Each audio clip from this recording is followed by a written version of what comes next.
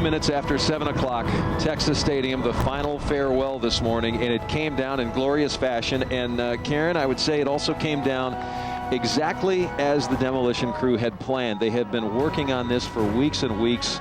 The planning, of course, in the months. They began tearing this thing apart back in late October of 2009, and that all lasted all the way up until just a few weeks ago. They had been bringing dirt in, 600 truckloads of dirt a day from the Dart Rail project across Highway 114 into the center of the stadium to fill up that very deep hole.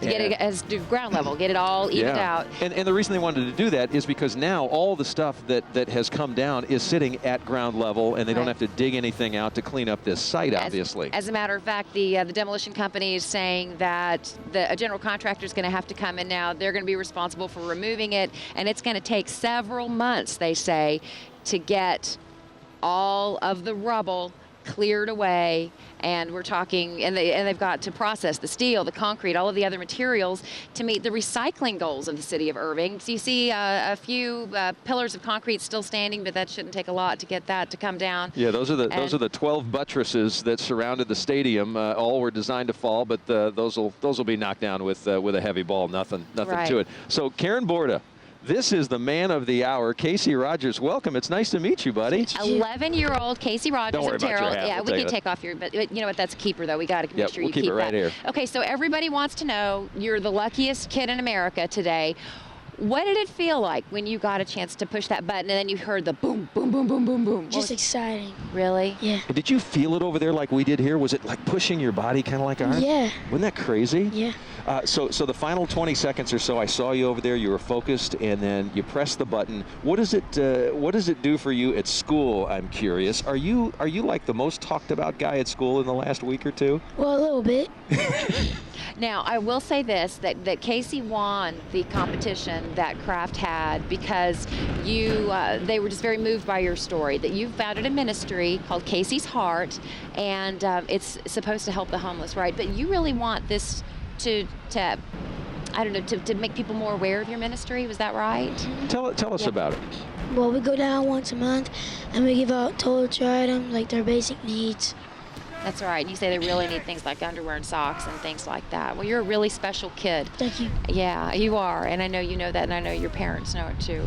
Casey, thank you for stopping by and talking with us, buddy. No problem. And congratulations. You did an excellent job of blowing something up. Yeah. Now, have you ever dreamed as a kid of blowing something up, and was this the ultimate dream for you? Well, no, it wasn't, but now it is. Now it is? He had said earlier, I have to say this, when we interviewed him earlier, I thought it was hilarious.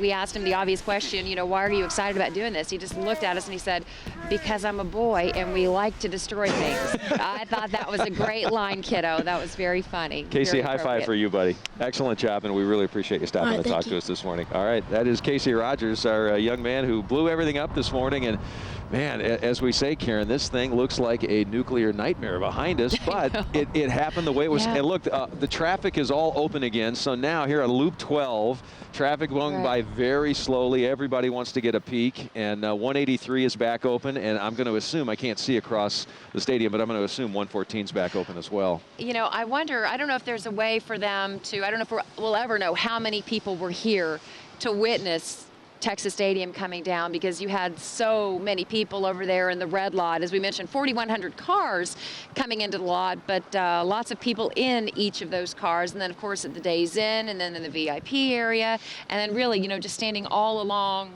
the interstate, the highways, and just to watch this piece of history come tumbling down. We've got much more to come. It is Texas Stadium, the final farewell. And folks, that is all that is left of nearly 4 decades of memories here in North Texas. Our live coverage on CBS 11 News continues in a moment.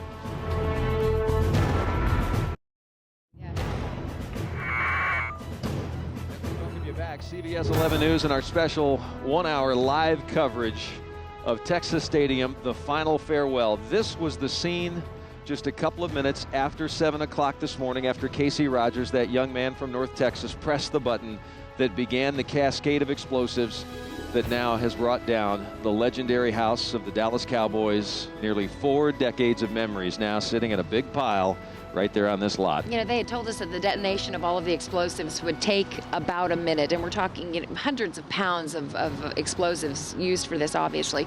But didn't it seem to go down much more So quickly? fast. Oh, it felt like 10 seconds. It did. And then, you know, and you mentioned the ground vibrating. It was a really sensational moment. It